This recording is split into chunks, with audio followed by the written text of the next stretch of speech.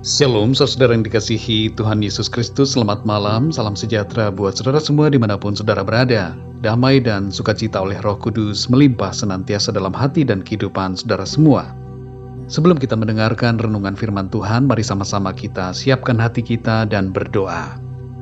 Kami datang di hadirat-Mu ya Bapa, mengucap syukur kepadamu oleh karena kasih-Mu kepada kami. Tuhan sudah menolong kami, menyertai kami dalam segala aktivitas kami di sepanjang hari ini. Terima kasih ya Tuhan, buat anugerah-Mu. Dan saat ini kami mau mendengarkan kebenaran firman-Mu. Berbicaralah ya Tuhan, urapi kami, buatlah kami mengerti, supaya kami dapat semakin memahami akan kehendak-Mu. Terima kasih ya Tuhan, dalam nama Tuhan Yesus Kristus, kami berdoa dan mengucap syukur. Haleluya, amin. Saudara yang dikasihi Tuhan, ayat renungan kita pada saat ini terdapat di dalam kitab Habakuk pasal 2 ayat yang keempat. Tertulis demikian, sesungguhnya orang yang membusungkan dada tidak lurus hatinya, tetapi orang yang benar itu akan hidup oleh percayanya. Saudara yang dikasihi Tuhan, kita manusia punya kecenderungan untuk sombong. Dan karena kesombongan itu, kita menjadi berusaha membuktikan diri bahwa kita bisa, kita mampu, kita dapat melakukan hal-hal yang hebat dengan kekuatan diri kita. Kesombongan selalu membawa kepada dua hal. Pertama, pengabaian akan Tuhan. Dan kedua, pengandalan akan diri sendiri. Dari kesombongan ini akan muncul buah-buah yang lain, yaitu sikap-sikap yang berkembang karena akar kesombongan. Misalnya sikap merendahkan orang lain, tidak mau mendengarkan nasihat, memilih jalan hidup menuruti keinginan diri sendiri, dan sebagainya.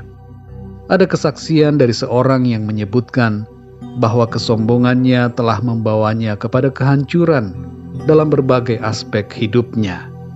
Hingga pada akhirnya ia menyadari bahwa dirinya perlu Tuhan. Lalu ia pun percaya dan mengalami pemulihan. Saudara yang dikasihi Tuhan, Nabi Habakuk disuruh Tuhan untuk menyampaikan firman-Nya kepada sisa bangsa Yehuda yang hidup dalam kesalehan dan tidak dibawa ke pembuangan, supaya mereka mengerti hal-hal yang nampak membingungkan bagi mereka. Ada pertanyaan yang muncul dalam hati mereka. Mengapa Tuhan membiarkan kehancuran terjadi atas umat-Nya? Dan kehancuran itu juga melalui bangsa Babel yang tidak mengenal Tuhan. Habakuk menyampaikan bahwa Tuhan akan bertindak melawan semua kejahatan pada saatnya dan akan memelihara hidup dari mereka yang percaya. Dalam Habakuk 2 ayat yang keempat ini tertulis, sesungguhnya orang yang membusungkan dada tidak lurus hatinya, tetapi orang yang benar itu akan hidup oleh percayanya. Saudara yang terkasih, kita bisa memilih untuk mengandalkan diri kita sendiri atau mengandalkan Tuhan. Dua hal dari ayat ini dimunculkan sebagai yang berseberangan dan bertentangan, yaitu kesombongan dan iman. Apakah kita mau mengandalkan kekuatan dan pengertian kita sendiri, ataukah kita mau mengandalkan Tuhan dengan cara mempercayai Tuhan sepenuhnya? Keadaan kesusahan yang terjadi pada bangsa Yehuda waktu itu sangat menggoncangkan iman orang-orang yang saleh, dan sebenarnya akan sangat berpotensi untuk membuat mereka mempertanyakan manfaat dari beriman kepada Tuhan. Mereka bisa saja mundur dan memilih untuk tidak percaya lagi pada Tuhan. Tapi disinilah saudara, kembali Tuhan mengingatkan dengan kasih-Nya, agar supaya setiap orang tetap percaya kepada Tuhan, supaya mereka mengalami kehidupan.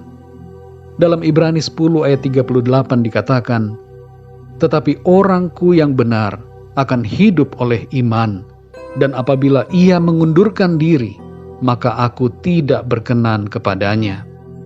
Dan dalam Amsal 3 ayat yang kelima tertulis, percayalah kepada Tuhan dengan segenap hatimu, dan janganlah bersandar kepada pengertianmu sendiri. Saudara yang dikasihi Tuhan, mari terus beriman percaya kepada Tuhan dengan sepenuh hati kita. Jangan kita mengandalkan diri kita sendiri, tapi andalkanlah Tuhan. Jangan mundur ketika situasi nampaknya mengecewakan, nampak begitu susah dan mencemaskan. Tetap percaya, karena selalu ada harapan dan kehidupan di dalam Tuhan. Ketika kita setia dalam iman kepadanya, hidup kita akan mengalami berkat dan pertolongan dari Tuhan. Mari kita berdoa, saudara.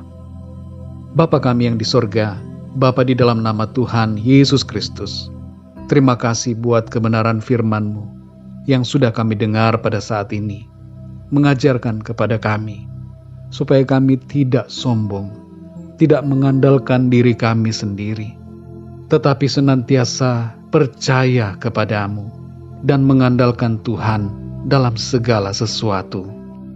Tolonglah kami ya Tuhan, kuatkan hati setiap kami, supaya kami selalu setia kepadamu, percaya dengan segenap hati bahwa Tuhan mengerjakan yang terbaik dalam kehidupan kami.